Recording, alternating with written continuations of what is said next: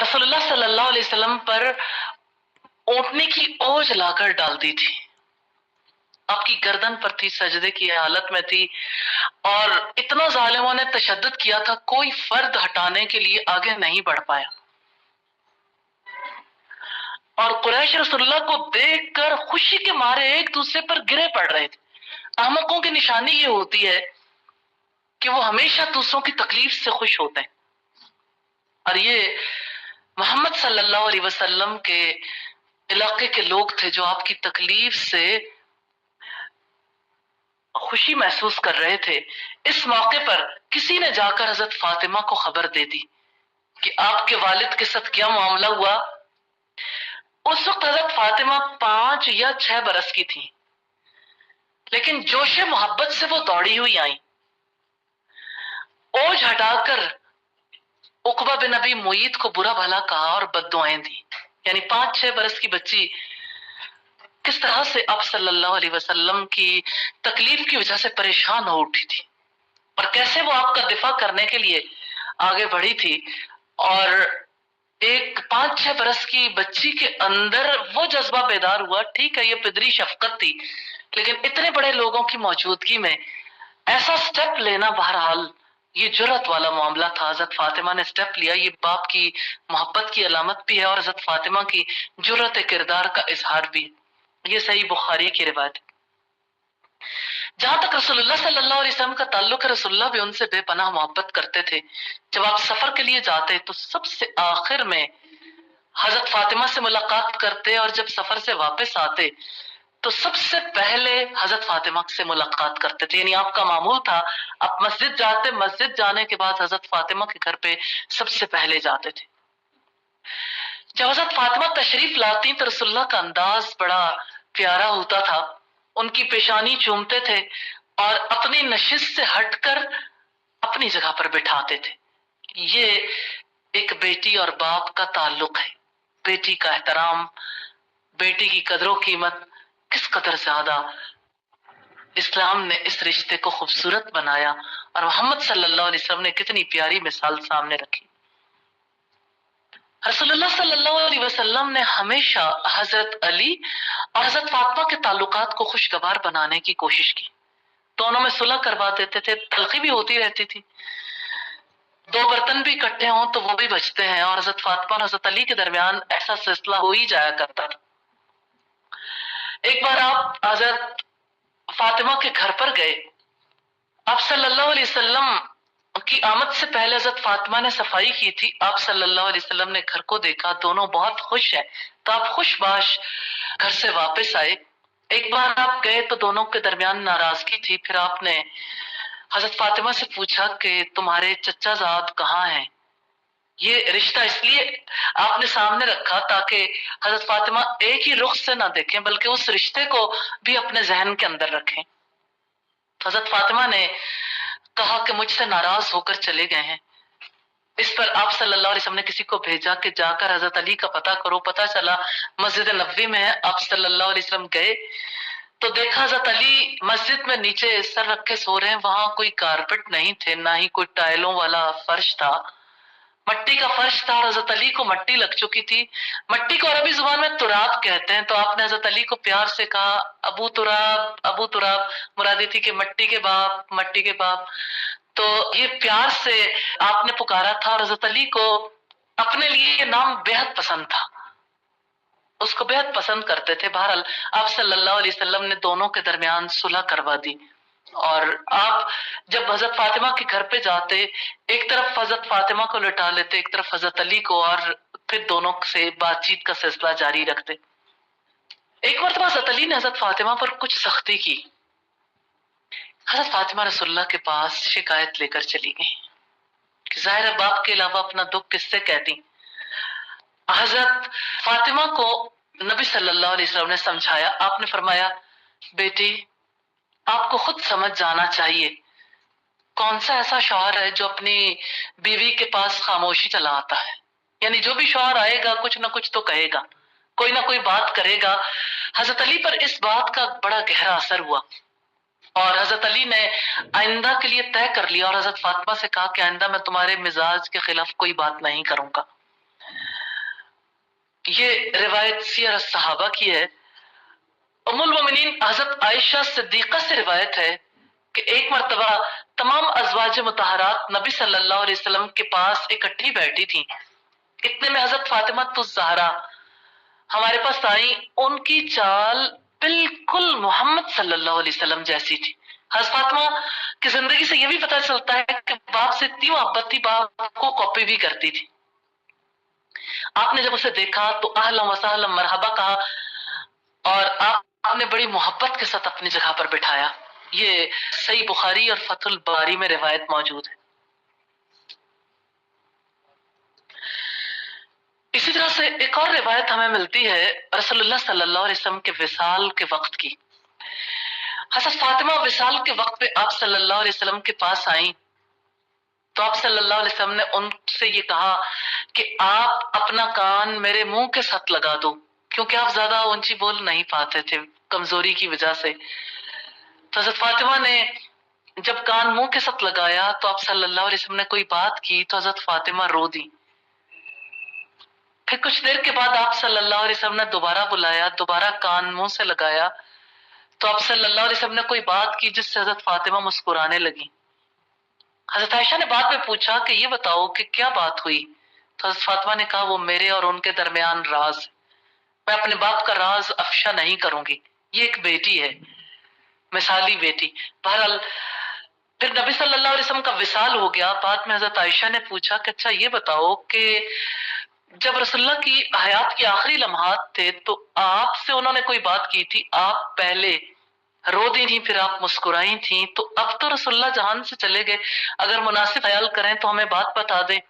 اس پر حضرت فاطمہ نے کہا کہ مجھ سے پہلے میرے والد نے یہ کہا کہ اس برس جبریل مجھے 2 دفعہ دورہ قرآن کروا گئے، ہر سال ایک بار آتے تھے، اس مرتبہ جب 2 بار آئے ہیں تو مجھے لگتا ہے میرا دنیا سے جانے کا وقت آ گیا۔ اور پھر دوسری بار ایسا ہوا کہ نبی صلی اللہ علیہ وسلم نے حضرت فاطمہ سے کہا کہ میرے اہل بیت میں سب سے پہلے تم مجھ سے ملاقات کرو گی۔ حضرت فاطمہ یہ سن کر مسکرا دی۔ پھر آپ صلی اللہ علیہ وسلم نے یہ بھی کہا تھا کہ فاطمہ کیا تم اس بات کو پسند نہیں کرو گی کہ تم جنت کی عورتوں کی سردار بن جاؤ؟ تو حضرت فاطمہ کو یہ سن کر ہنسی آ گئی کہ مجھے یہ مقام، یہ مرتبہ ملنے والا ہے۔ یہ بخاری کی روایت ہے 4433 اور 34 پہ۔ حضرت فاطمہ جیسے اپنے والد سے محبت رکھتی تھی، نبی صلی اللہ علیہ وسلم پر جب غشی طاری ہو گئی تو سیدہ فاطمہ زہرا نے شدت غم کا اظہار کرتے ہوئے کہا ہائے ابا جان کی یہ مصیبت اور دکھ، یعنی میرا باپ کس تکلیف میں ہے، کس دکھ میں۔ نبی صلی اللہ علیہ وسلم نے بھی جواب دینا اپنے لیے ضروری خیال کیا۔ آپ نے فرمایا بیٹی آج کے بعد تیرے ابا کو کوئی تکلیف نہیں ہوگی۔ جب رسول اللہ وفات پا گئے تو حضرت فاطمہ نے والد کے غم میں، والد کے دکھ میں کہا ہائے ابا جان آپ نے اپنے رب کی دعوت کو قبول کر لیا، ہائے ابا جان آپ جنت الفردوس میں جا کر مقیم ہو گئے، ہائے ابا جان آپ جبریل کے ساتھ ہی چلے گئے۔ جب نبی صلی اللہ علیہ وسلم کو دفن کر دیا گیا تو سیدہ فاطمہ انتہائی دکھ اور انتہائی غم کی حالت میں تھی۔ انہوں نے حضرت انس سے کہا اے انس تمہارا دل کیسے آمادہ ہوا کہ محمد صلی اللہ علیہ وسلم پر مٹی ڈال دو، یعنی وہ اللہ کے رسول تھے، تم نے رسول اللہ پر مٹی کیسے ڈالی؟ یہ بخاری کی کتاب المغازی کی روایت ہے اور فتح الباری میں یہ والیوم 8 پیج 113 پر ہے۔ تو یوں ہمیں تاریخ کی مثالی بیٹیوں کے حوالے سے جاننے کا موقع ملا، حضرت مریم کے بارے میں، پھر اسی طرح سے حضرت فاطمہ کے بارے میں۔ ان بیٹیوں کے حوالے سے جو چیز ہم نے دیکھی، ان کی صداقت، اللہ تعالیٰ کے کلمات کی، اللہ کی کتابوں کی تصدیق، پھر حضرت مریم کا جیسے کمال علم تھا تو کمال عمل بھی، پھر اسی طرح ان کی حیا، دونوں بچیوں کے حوالے سے ہمیں یہ ملتا ہے، دونوں بیٹیوں کے حوالے سے کہ ان کے اندر کیسی حیا تھی۔ ایک اور چیز جو حضرت فاطمہ کے کردار میں بڑی نمایاں ہمیں نظر آتی ہے وہ حضرت فاطمہ کی زہد و ورع کی کیفیت تھی. رسول اللہ کی محبوب ترین اولاد تھی، اور جب فتوحات ہوئی تو مدینہ میں زر و سیم کا سیلاب ہی آ گیا. اس میں جگر گوشہ رسول کا کتنا حصہ تھا یہ جاننا بہت ضروری ہے، اور حقیقت یہ ہے کہ یہ باتیں پتہ چلتی ہیں تو آنکھیں اشک بار ہو جاتی ہیں. تو سیدہ عالم کی خاندگی زندگی کیسی تھی؟ چکی پیستے پیستے ہاتھوں میں چھالے پڑ گئے تھے. مشک میں پانی بھر کر لاتی تھی. آپ جانتے ہیں کہ جب مشک اٹھائی جاتی تو اس کا سینے پر بھی بوجھ پڑتا ہے اور پہلو پر بھی. اس کی وجہ سے سینے پر گٹے پڑ گئے تھے. گھر میں جھاڑو دیتے دیتے کپڑے میلے چکٹ ہو جاتے تھے اور چولہے کو دھونکتے ہوئے کپڑے سیاہ ہو جاتے تھے. انہوں نے رسول اللہ سے یہ کہا کہ گھر کے کام کاج کے لیے آپ مجھے کوئی غلام عطا کر دیں. تو رسول اللہ صلی اللہ علیہ وسلم نے فرمایا کہ اے میرے جگر کے ٹکڑے، بدر کے یتیموں کا حق تم سے پہلے ہے.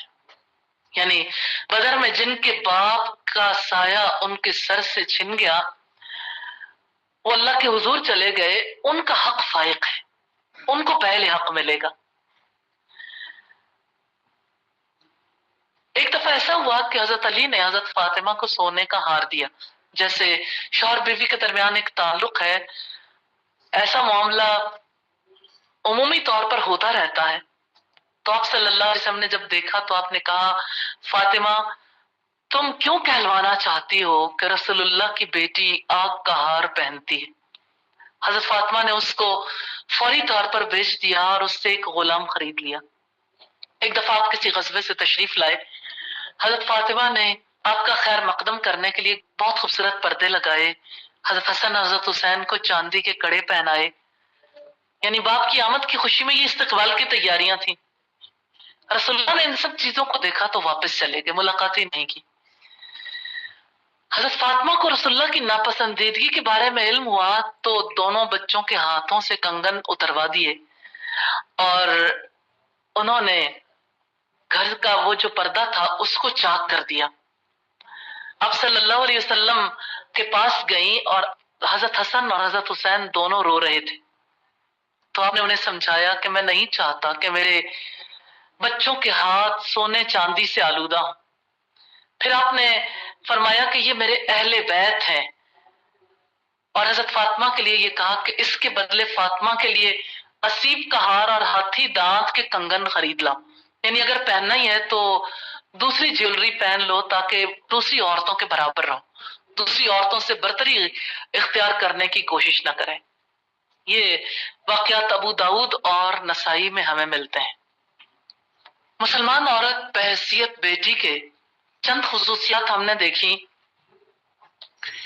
اب ہم کچھ اور خصوصیات دیکھیں گے. ان میں جیسے حضرت فاطمہ کے حوالے سے دیکھا، والدین کے ساتھ حسن سلوک، احترام سے پیش آنا، حسن اخلاق کا برتاؤ کرنا. حضرت فاطمہ کی والدہ تو جہان سے جا چکی تھی، لیکن باپ کے ساتھ طرز عمل سے اندازہ لگایا جا سکتا ہے کہ کس طرح ایک بیٹی کو اپنی والدہ اور اپنے والد دونوں کی خدمت کرنی چاہیے. بات یہ ہے کہ ایک مثالی بیٹی کی یہ خصوصیت ہے کہ وہ اپنے والدین کے حق کو پہچانتی ہے. سچی بات یہ ہے کہ جب تک حق کی پہچان نہ ہو اور حق ادا کرنا نہ آتا ہو اس وقت تک حق کی ادائیگی ممکن نہیں ہے. اس سلسلے میں ضرورت اس امر کی ہے کہ قرآن حکیم اور سنت نبوی میں جو والدین کے حقوق کے حوالے سے چیزیں ملتی ہیں ان کو پڑھا بھی جائے اور ان کو باقاعدہ طور پر سیکھا بھی جائے.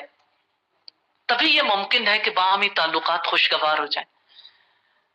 تو والدین کے مقام اور مرتبے کو پہچاننا، ان کے حوالے سے جو ذمہ داریاں عائد ہوتی ہیں ان کو سمجھنا، یہ ہماری بنیادی ضرورت ہے. تو اللہ تبارک و تعالیٰ نے والدین کا مرتبہ بڑا بلند رکھا ہے. یہ وہ اعلیٰ مقام ہے جو ہم تاریخ میں بھی دیکھنا چاہیں تو اسلام کے ماں سوا یہ مقام مرتبہ کہیں اور نظر نہیں آتا.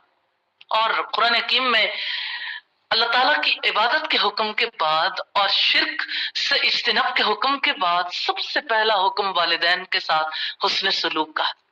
जैसे सूरह निसा की आयत नंबर 36 में है, वाबुदुल्लाह वला तुशरिकू बिही शैया, अल्लाह की इबादत करते रहो और उसके साथ किसी को शरीक न ठहराओ, और वालिदैन के साथ अच्छा मामला करो।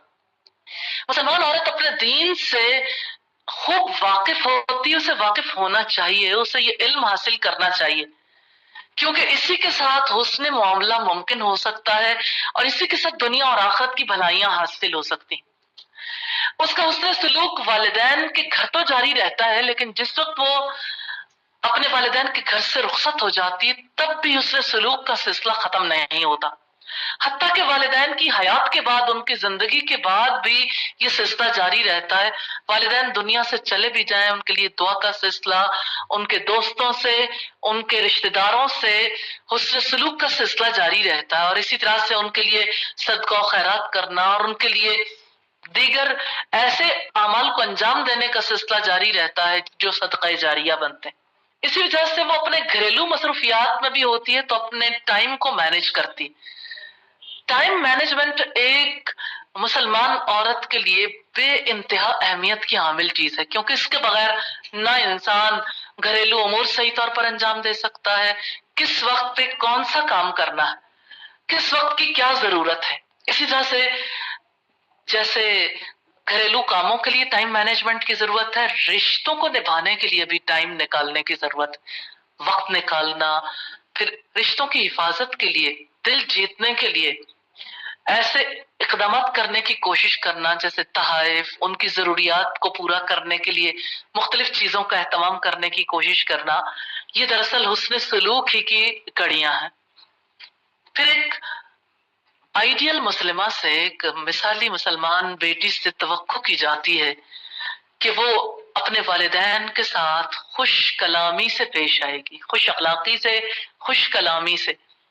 बात यह है कि जब तक दिल के अंदर रोशनी नहीं होती, रवैये में भी रोशनी नहीं आती। और इल्म नूर है, इल्म रोशनी है, इसके तवस्सुत से रवैये भी बदलते हैं। तो मुसलमान बेटी ये समझती है कि वालिदैन का हक क्या है। अब अगर आप देखें तो अल्लाह ताला ने इस हक को कैसे सिखाया। मैं कुरान हकीम की आयत के हवाले से चंद एक बातें जरूर सामने रखना चाहती हूँ ताकि इसको समझना हमारे लिए आसान हो जाए। रब्बुल इज्जत ने फरमाया सूरा लुकमान में, सूरा बनी इसराइल में, इसी तरह दूसरी सूरतों में भी, जैसे सूरा बनी इसराइल में फरमाया वख्फिज लहुमा जनाहज़ुल्ली मिनर रहमा, कि उन दोनों के लिए अपने बाजू नरमी से बिछा दो, रहमत से बिछा दो। तो कुरान हकीम ने औलाद को, एक बच्चे को ऐसी सूरत में पेश किया है कि गोया बच्चा एक परिंदे की मिसाल है। जैसे परिंदा परवास के लिए तैयार है, तो परिंदे जब परवास करते हैं तो उनका रुख अगली तरफ होता है, पीछे मुड़ के नहीं देखते। तो परिंदा पहले पर फड़फड़ाता है, फिर परवास कर जाता है। जैसे किसी ने कहा चकोर उदास है कि रुत बिछड़ने की आई, बच्चे खुश है कि उड़ना सीख लिया। तो बच्चे पीछे मुड़ के वालिदैन की तरफ नहीं देखते, बल्कि अपने आने वाली नस्ल को देखते हैं। तो रब्बुल इज्जत ने तवज्जो दिलाई है कि देखो ये तुम्हारे माँ बाप है, यहाँ नरमी से रहना, रहमत के बाजू बिछा के रखने, झुक के रहना। अब अगर इसी से हम उसूल देखना चाहें तो वालिदैन के सामने उनसे ऊंची आवाज में बात नहीं करनी, उन्हें डांटना नहीं है। वला तनहरहुमा, उन दोनों को डांटना नहीं है। वला तकुल लहुमा उफ्फिन, उनको उफ तक नहीं कहना। फिर क्या कहना है, वकुल लहुमा कौलन करीमा, उनको करीम बात कहनी है, ऐसी बात जिसमें उनकी इज्जत हो, नरम बात, जिसकी वजह से उनके दिल के अंदर खुशी उतरे। बेटा हो या बेटी, वालिदैन के साथ ताल्लुक इसी सतह पे होगा। सवाल ये पैदा होता है कि ये एहसासात, ये जज्बात कैसे दिल के अंदर उमड़ के आए। अल्लाह ताला ने इसके लिए जब ज़हनी तौर पर तैयारी करवाई तो कुरान हकीम में ये बताया कि तुम्हारी माँ ने दुख पर दुख उठाकर तुम्हें उठाया और तुम्हारे हमल और दूध छुड़वाने में 30 माह लग गए, 30 मंथ्स। آپ 30 سے ملٹیپلائی کریں 900 ڈیز بنتے، اور 3 months مزید، یہ کم سے کم مدت تھی جس کا تذکرہ قرآن حکیم میں ملتا ہے، اور جو عمومی طور پر مدت ہے وہ 33 months بنتی ہے۔ اس لحاظ سے 1000 دن ایک بچے کے لیے منیمم ٹائم، جب بچے کی کلی طور پر نگرانی کرنی پڑتی، نہ بچے کو کھانا آتا ہے، نہ اپنی چیزوں کو صاف رکھنا آتا ہے، اس کو اس کی ٹوائلٹ ٹریننگ، اس کا کھانا پینا، اس کو چلانا، اس کو بات کرنا سکھانا، اس کو کپڑے پہننا سکھانا، اسی طرح سے اس کو ارد گرد کے ماحول سے ایڈجسٹ ہونا سکھانا۔ 2 سال تک تو بچہ بالکل ماں پر پورے طریقے سے انحصار کرتا ہے۔ اس کے بعد بھی ماں کا یہ کام تو ختم نہیں ہوتا، لیکن پھر اور رشتے بھی شامل ہو جاتے ہیں، باپ بھی، بہن بھائی بھی، پھر ارد گرد والوں کی طرف بھی بچے کی توجہ جاتی ہے۔ لیکن اگر ہم منیمم پیریڈ دیکھیں 1000 ڈیز، اگر آپ اسے 24 گھنٹوں سے ضرب دے لیں تو 24,000 گھنٹے۔ ایک گھنٹہ ایک بچے کو سنبھالنا کتنا ٹف ہوتا، پھر اگر آپ اس میں 1 گھنٹے کے اندر منٹس دیکھیں، پھر ہر منٹ کے اندر وہ سیکنڈز دیکھیں جس کے لیے ماں ایفرٹ کرتی ہے۔ ایک بچے کے لیے ماں کن کن مراحل سے گزرتی ہے کہ تمہاری ماں نے ذوف پر ذوف اٹھا کر تمہارا حمل اٹھایا۔ ماں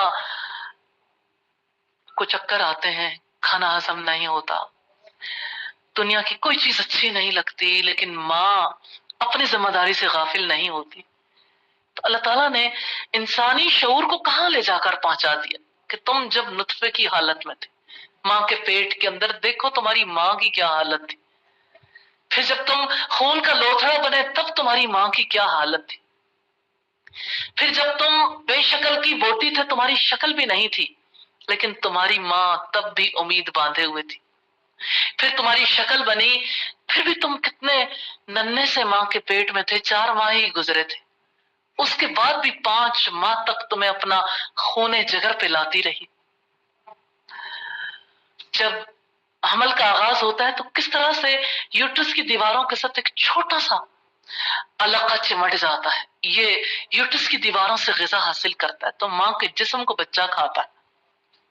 جب وہ پیدا ہو جاتا ہے تو ماں ایک بار پھر دودھ کی صورت میں اپنے جسم کی پوری قوت بچے کو منتقل کر دیتی ہے۔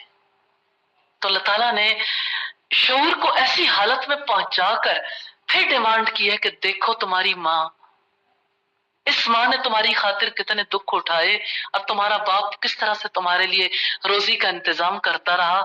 آج جب انہوں نے اپنی جوانی تم پر لٹا دی ہے، اپنی ہڈیاں انہوں نے کمزور کر لی، انہوں نے اپنی عمر کا قیمتی حصہ تم پر لگا دیا، اور تم جوان ہو گئے ہو تو اب تم اڑنے کے لیے تیار ہو۔ وَاخْفِضْ لَهُمَا جَنَاحَ الذُّلِّ مِنَ الرَّحْمَةِ، کہ ان دونوں کے لیے نرمی اور رحمت سے اپنے پر بچھا دو۔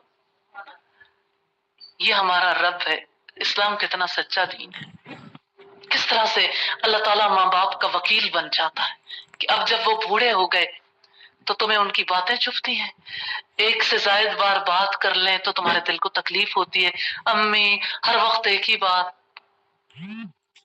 آپ تھکتی نہیں ہیں، آپ ایک ہی بات کرتی ہیں۔ اور کس طرح سے والد کے ساتھ بھی ناراضگی کا اظہار ہوتا ہے۔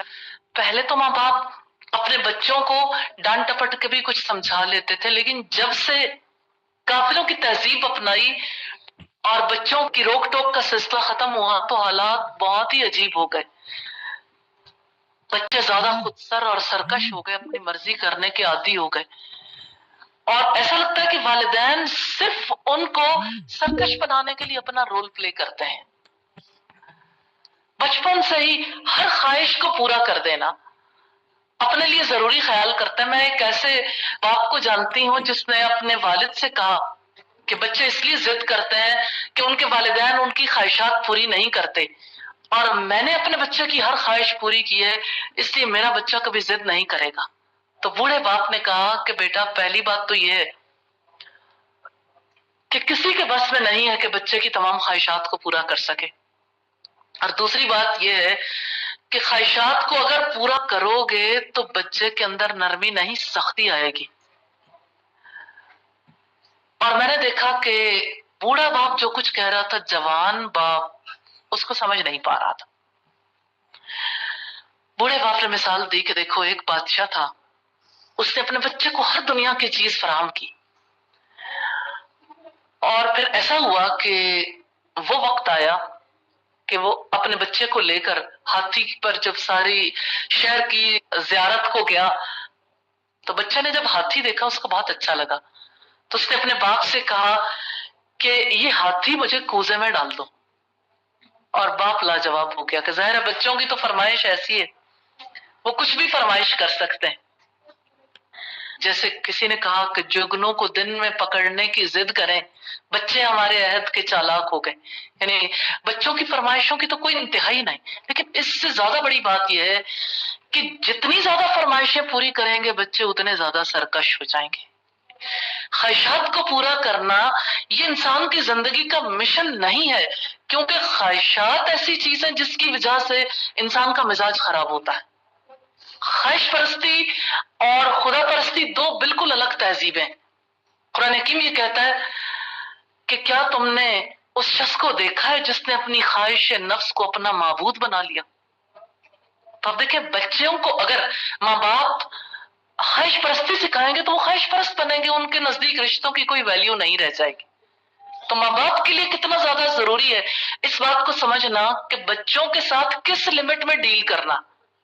تو انشاءاللہ اس کو ہم ماں کا رول جب پڑھیں گے تو اس کو زیادہ ڈیٹیل سے دیکھیں گے، لیکن فی الوقت صرف اتنی بات ہے کہ بچوں کی ہر خواہش کو پورا کر دینا یہ کسی ماں کی یا کسی باپ کی بڑائی کی نہیں، ان کی حماقت کی دلیل ہے.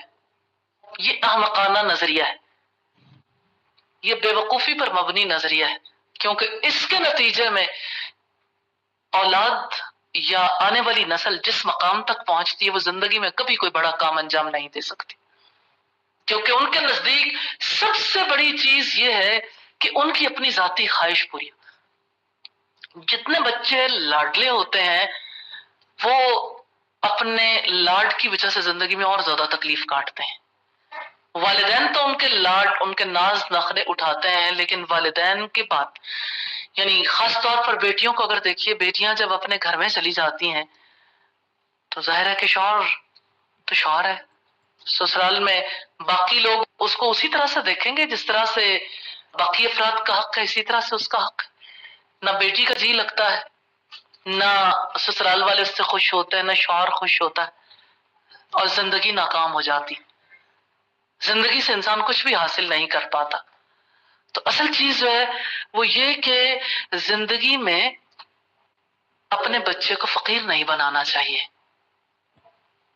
اسلام جس بیٹی کا نظریہ پیش کرتا ہے، اسلام جس بیٹی کا تصور دیتا ہے، جس بیٹی کو مثال بناتا ہے، وہ بیٹی فقیر نہیں ہے کہ وہ ہاتھ پھیلائے، بلکہ وہ دیالو ہے، سخی ہے، کیونکہ محمد رسول اللہ صلی اللہ علیہ وسلم نے فرمایا الید العلیٰ خیر من الید السفلی، کہ اوپر والا ہاتھ نیچے والے ہاتھ سے بہتر ہے. نیچے والا ہاتھ جو ہے وہ ہمیشہ مانگتا ہے.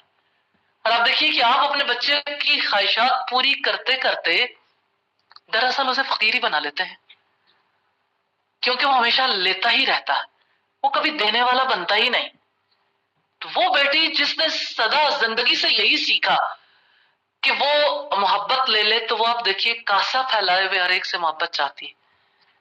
کوئی محبت کی بھیک دے جائے، کوئی توجہ کی بھیک دے جائے، ہر ایک سے ہی چاہتی ہے کہ مجھے اہمیت دو، میری کیئر کرو، میری طرف دیکھو، میرے مسائل سنو، میری بات سنو. خواہش پرست انسان کی زندگی میں سب سے بڑی بات یہ ہوتی ہے کہ میں ہی ہوں اور کوئی نہیں. جب کبھی اس کے سامنے کسی دوسرے کا مسئلہ آتا ہے تو اس کی انا پرستی کو ٹھیس پہنچتی، جب اس کو ٹھیس پہنچتی ہے تو وہ ریئیکشنری ہو جاتا ہے، اور ایسے موقع پر جہاں اسے دوسروں کی کیئر کرنی ہوتی ہے وہ ایک عجیب طرح کا کردار پیش کرتا ہے. اسی وجہ سے آپ دیکھیں ایسا کیوں ہوتا ہے. اب اپنے گھروں میں دیکھیے، اپنی بیٹیوں کو دیکھیے، جس نوعیت کی بیٹیوں کی ٹریننگ ہوئی رشتہ داروں سے ملنا نہیں چاہیں گے. گھر میں کوئی مہمان آ جائے، کتنے کم گھرانے جہاں یہ خیال رکھا جاتا ہے کہ بچے جا کے ضرور سب سے ملاقات کریں. ہر والدین کے سامنے یہی بات ہوتی ہے کہ بچے اس موقع پر ان کی تعلیم ہے، ان کا ٹیسٹ ہے، ان کی کوئی پریزنٹیشن ہے، ان کا کوئی پروجیکٹ ہے، اور ساری زندگی یہ کام ہی نہیں ختم ہوتا. پھر اسی طرح سے دیکھیے کہ بچے کیا اپنے نیبرہڈ میں ہمسایوں کے ساتھ اچھے تعلقات بنا پاتے ہیں؟ ذرا آج کی نسل کو دیکھیے، وہ کہاں کامیاب ہے؟ کیا اس سے کسی کی عیادت کرنی آتی ہے، بیمار پرسی، یا کسی کی ڈیتھ ہو جائے تعزیت کرنی آتی ہے؟ گھر میں باپ یا ماں کا کچھ ہو جائے، ان کی ڈیتھ ہو جائے، تو ایسے موقع پر پتا ہے کہ مجھے اپنے ماں باپ کے لیے کیا کرنا. میں ایک مثال دینا چاہوں. اسلام آباد میں 22ویں گریڈ کے ایک صاحب ہیں جن کا انتقال ہو گیا. انہوں نے اپنی عمر میں اپنے بچوں کی خاطر کیا نہیں کیا. انہیں باہر پڑھایا، ان کی اعلیٰ اداروں میں تعلیم کا سلسلہ جاری رکھا. ڈیتھ ہوئی تو بچوں کو پتہ ہی نہیں تھا اب باپ کے ساتھ کیا کرنا ہے. ان کے ذہن میں پہلا خیال یہ آیا کہ ویل چیئر پہ بٹھا کے باپ کو کسی ایک طرف لگا دے. انہوں نے باپ کا قتل نہیں کیا تھا، باپ اپنی طبعی موت مرا، لیکن سمجھ نہیں تھی کہ کیا کریں. بچوں نے باپ کو کرسی پہ بٹھا کے واش روم میں دھکیل دیا.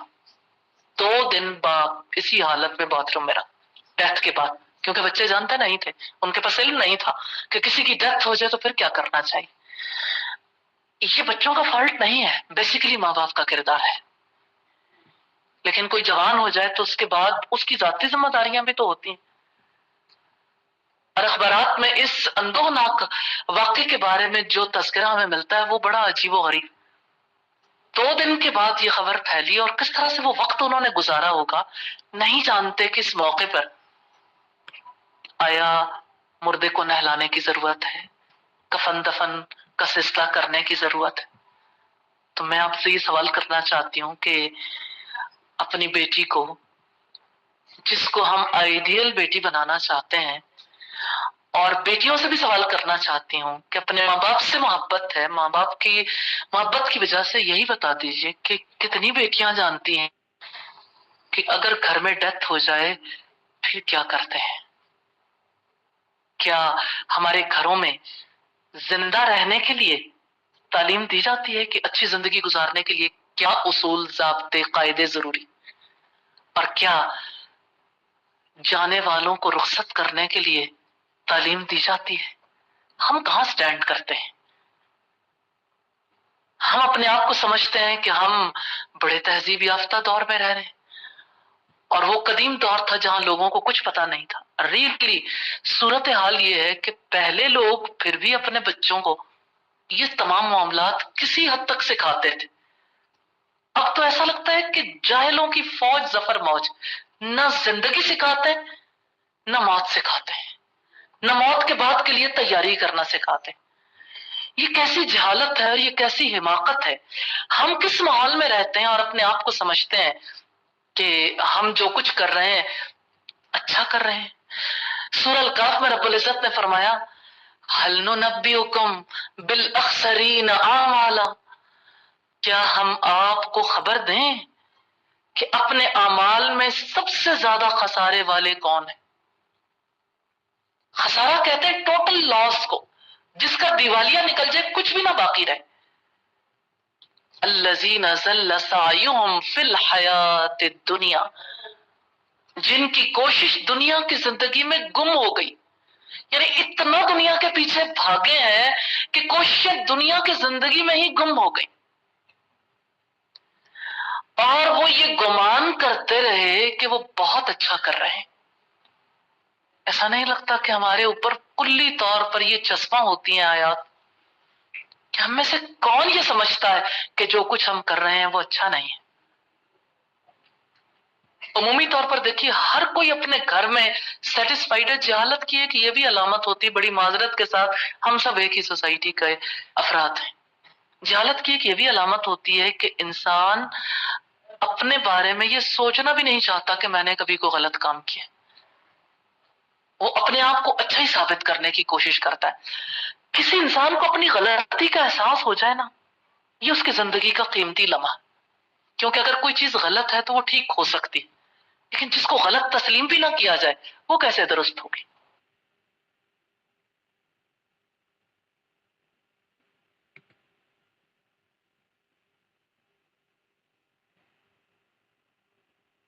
جی الحمدللہ